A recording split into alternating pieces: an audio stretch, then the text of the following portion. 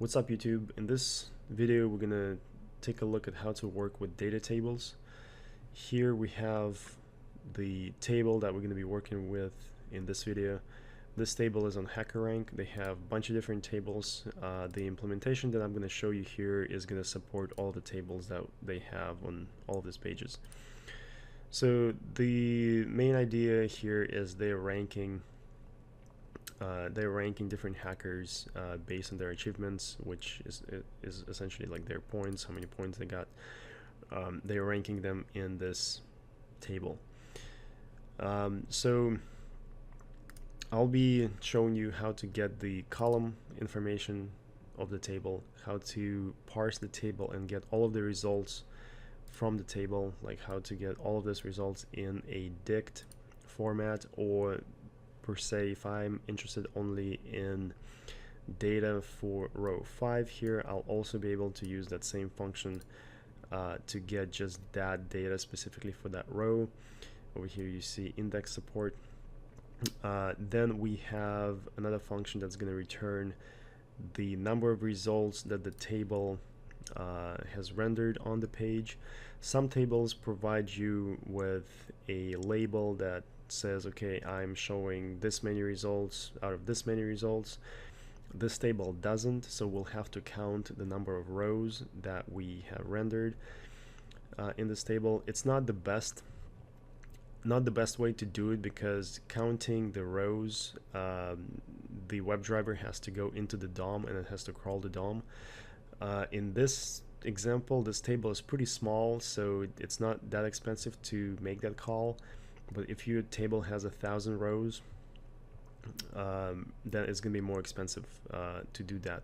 But if you don't have a label that tells you how many results are shown, then that's the only thing that's available to you. So whether you like it or not, you'll have to use that if you want to tell how many results you have. And then we'll have a function that will click on a hacker in the table. Basically, that function will be able to click anywhere in this table. This particular one, we basically need that function to support main use cases, to click on the name of a hacker here. That would spawn a new page.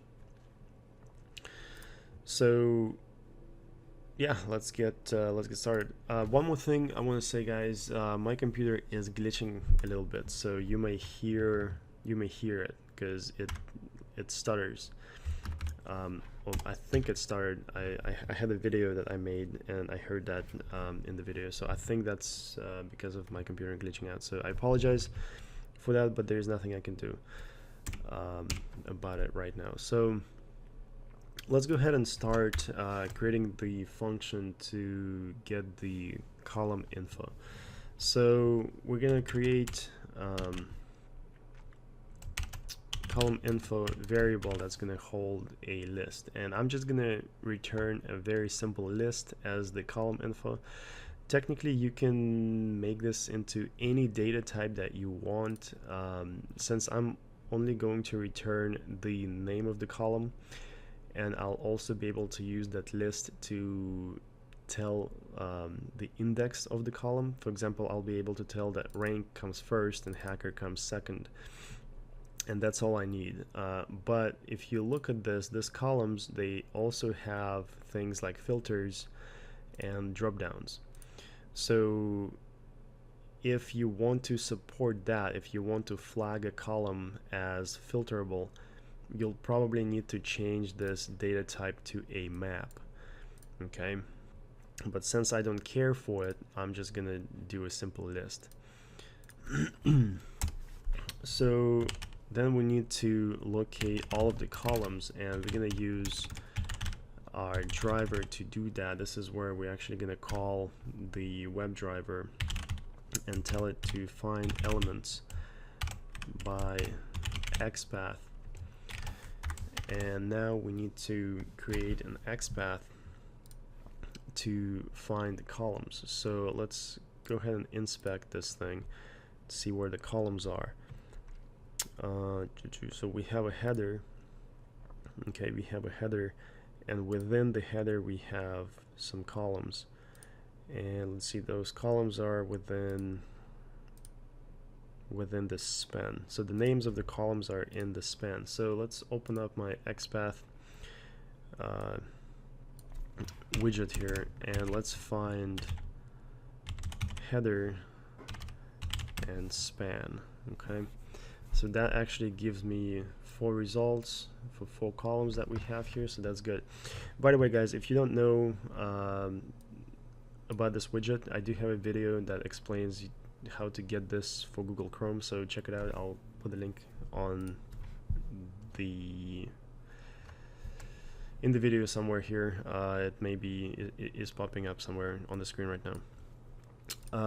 So let's copy this XPath, go back to our PyCharm. This is the XPath that we're going to use here. And then what we're going to do is we're going to loop. We're going to say for column and columns, and we're going to say column info append string column. So we're going to get text, because that span contains text, so we're going to get the text for each column, and we'll just append that to our list. And then once we're done, we go ahead and return the column info list. Okay, now that we have that, we can actually go ahead and create a main function. This is going to be the purpose of this video, actually, is how to get the data from the table. So let's go ahead and do this function. So first thing that we're gonna do is we're gonna get the columns. Okay, so we're gonna use the method that we just created to get column info. This is gonna be our columns, and the reason we're getting columns here is so this function is very dynamic. If columns change, then we don't need to go into the code and update the names of the column, and I'll show you what I mean.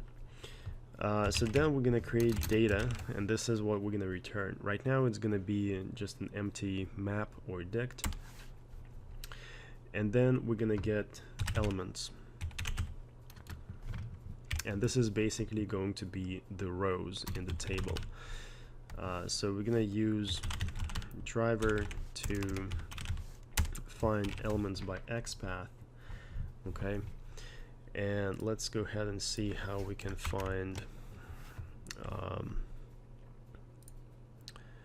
so we have table body over here, and we have rows.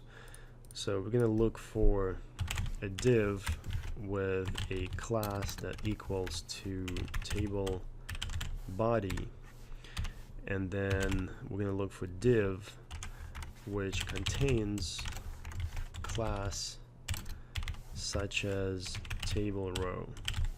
Okay, so that gives us 10 rows over here. So we're going to take it, and we're going to paste this XPath right here. Now we need to support index, right? Right now this returns all of the rows to us, but to support index we can actually add that support right here. So we're gonna call format.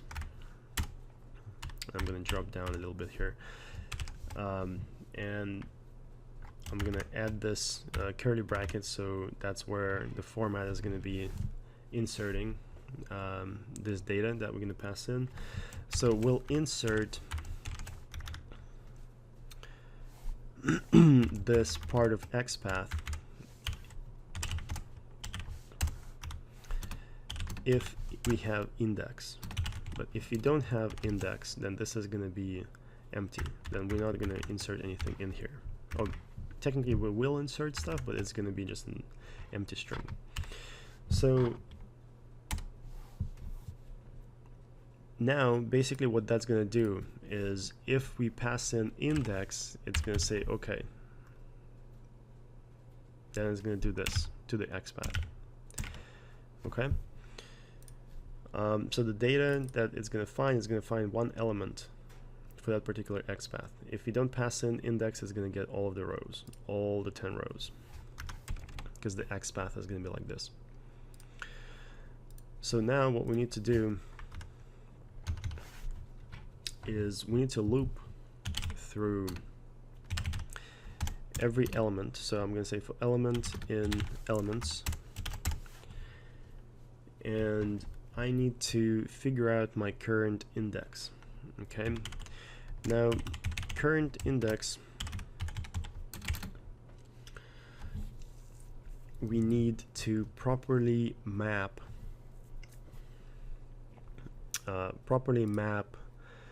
the data that we have to a particular row. Since in Python,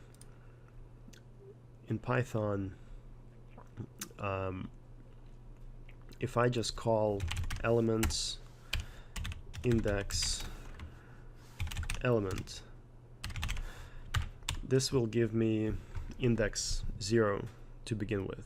Okay, now in XPath there is no such thing as index 0, see, but there is a thing like index 1. So XPath starts with index 1 every time. So we need to make sure that we add 1 to get our current index, because current index is going to be used later on in one of the XPaths that we're going to be creating here to get the value of the column. Now also, this is not only is going to be used to get the value of the column, but it'll also be used to map the row, because the way we're going to map it is we're going to say, okay, row 1 has rank 1, hacker UV, points, blah blah, country, blah blah.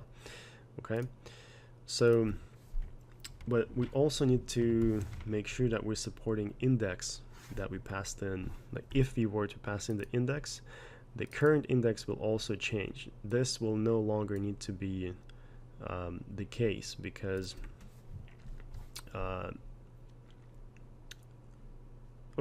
say we passed in index 1. Okay, this would have one item. This would still be a list, but it would be one item. So when we do our loop, the current index would be 1 in that case. But let's say we passed in row 5 here. The index here would still be 1. So we need to make sure that we account for this, because that's a bug, right? So we're going to say if not index, else we use the index that was passed in. Okay, so now we have full support for indexes here within this function. Now what we're going to do is we'll try to get the value. No, actually before we get the value, let's create empty variable to hold the data. Let's call it parsed data. This is empty dict. Now we're going to create a loop to loop through the columns, and this will all make sense. Right now it may not make a lot of sense, but we're going to say for column in columns. So we're looping through the columns, and then we're going to get the value. We're going to say element find element by XPath. And what we're going to do here is we're going to try to create XPath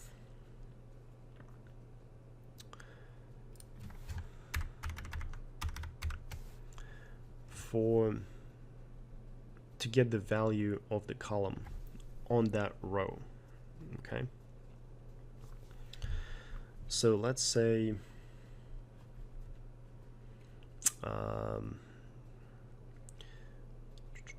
let's see, row, let's go to row 1. So table body row 1, and then div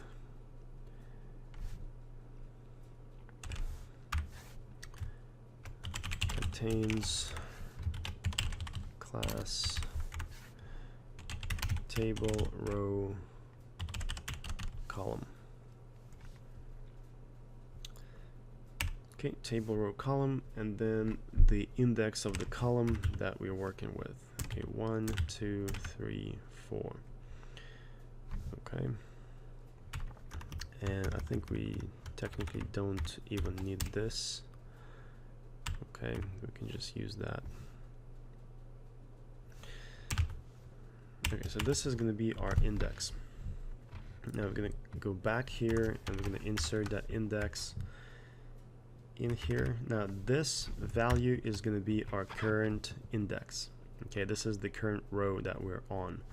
So we're going to replace that. And this value here is going to be the value of the column that we're on. Okay, and the way we're going to figure out the column is, I'll tell you.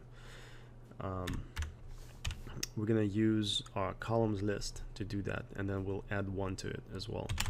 So here we're going to do format.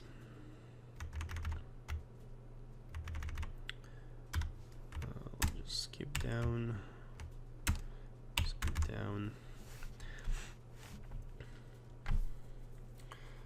So yeah, so the first thing that we're going to insert into here is the current index, and that's the row which we're on.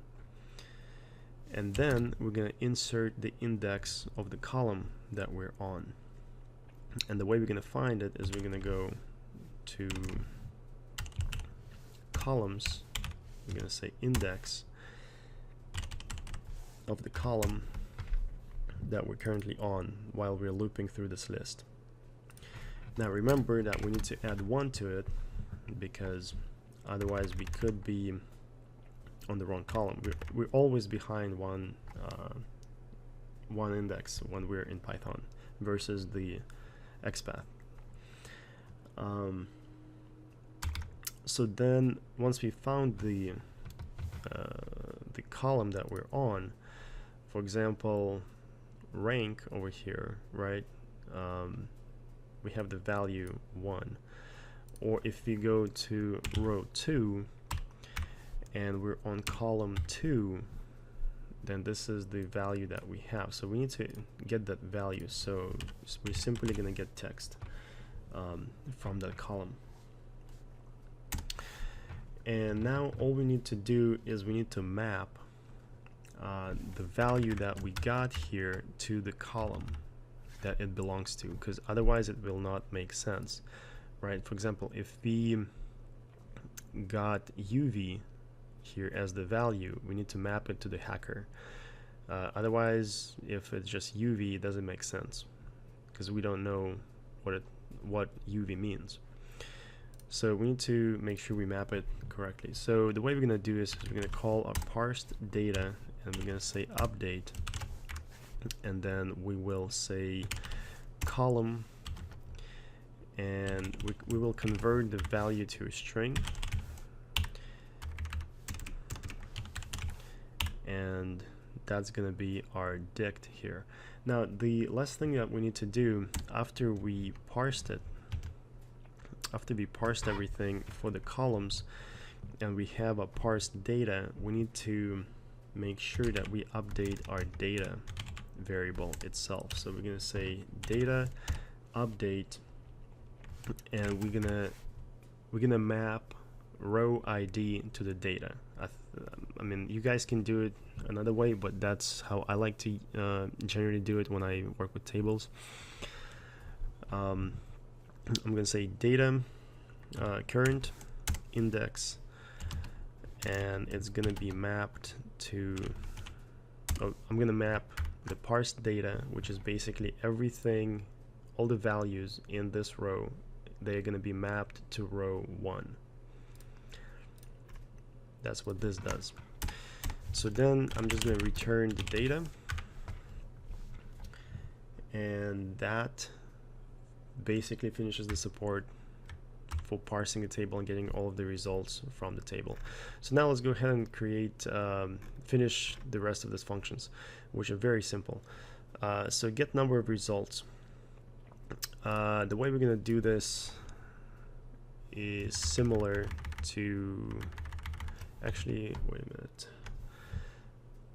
Yeah, we're going to do it the same way. What we're going to do is we're going to copy this XPath. Remember, this XPath gives us all of the rows in the table.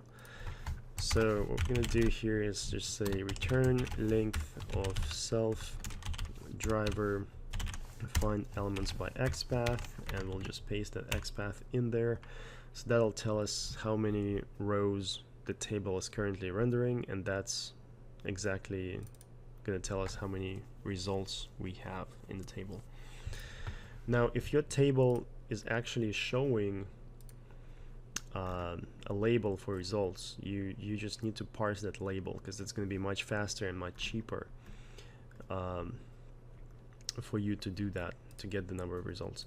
Okay, now the click is something that we're going to say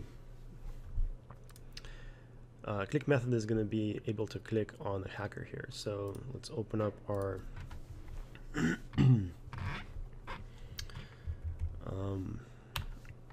our wizard here to create our XPath and try to generate the XPath for the row value, or for the column value mapping.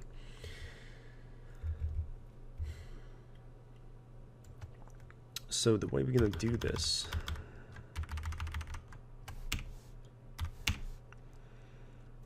is we have a column.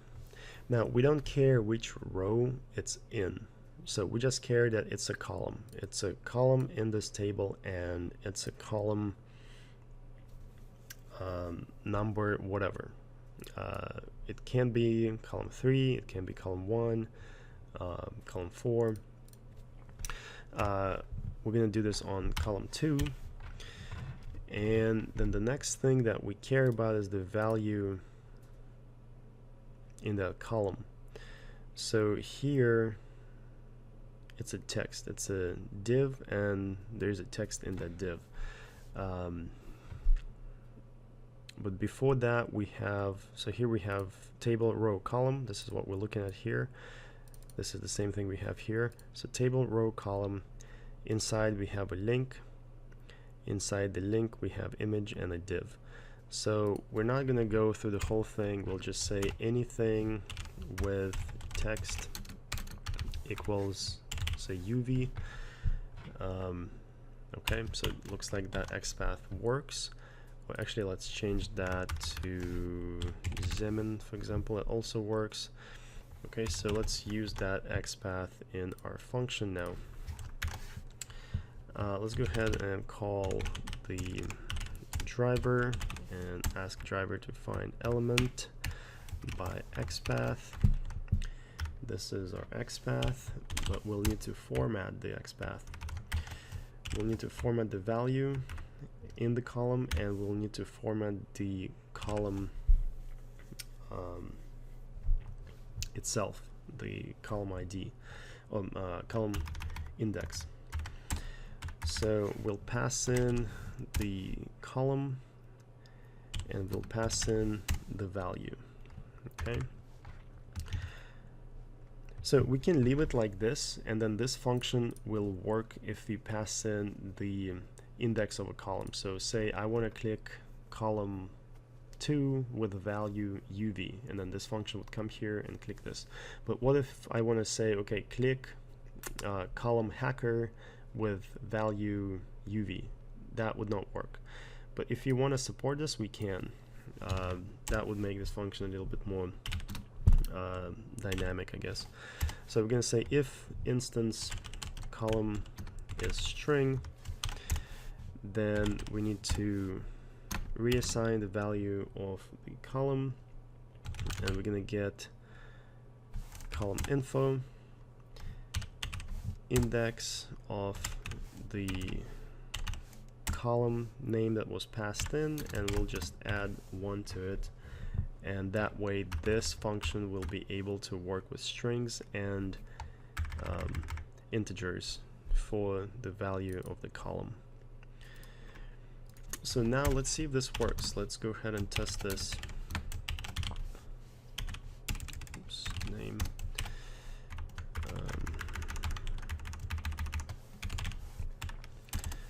Let's see if this works. We'll just take access here, and we'll take the URL, replace the URL.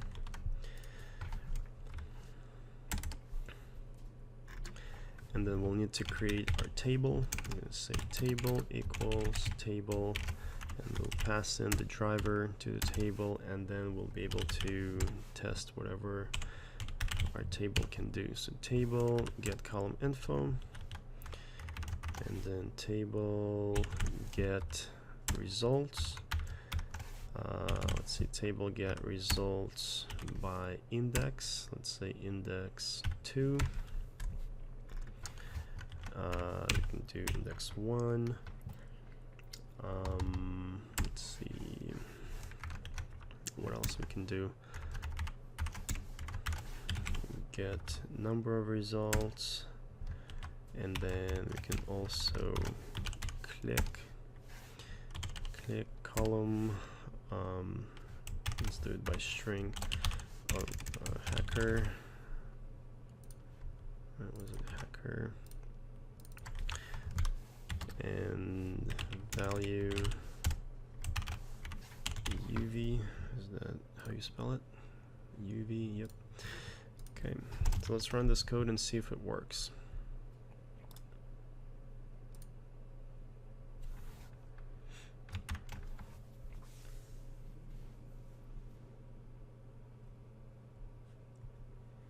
I think it failed. Okay, so the columns did work.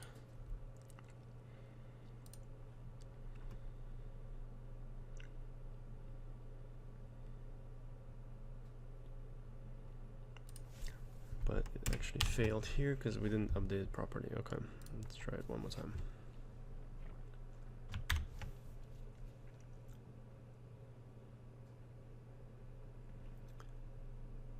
Okay, looks like it failed somewhere else. It didn't click. Oh, because we didn't click here. Okay, call a click. So everything else seems to work. Let's run it one more time.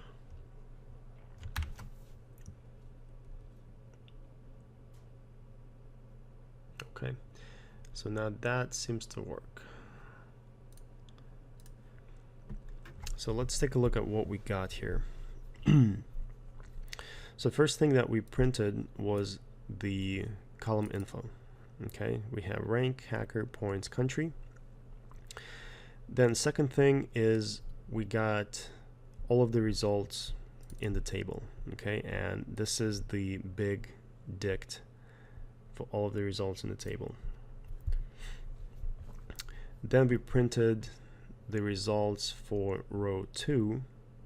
Okay, and here we have our dict just for row 2, and this is what's mapped to the row 2. Same thing for row 1, and then we got the number of results overall in the table, which is 10, and then we clicked a specific row or a specific column value, which opened a page for that particular hacker. So that's how you work with data tables. If this tutorial helped you out, make sure to like the video, subscribe, and share. It helps out a lot. Thank you guys for watching, and take care.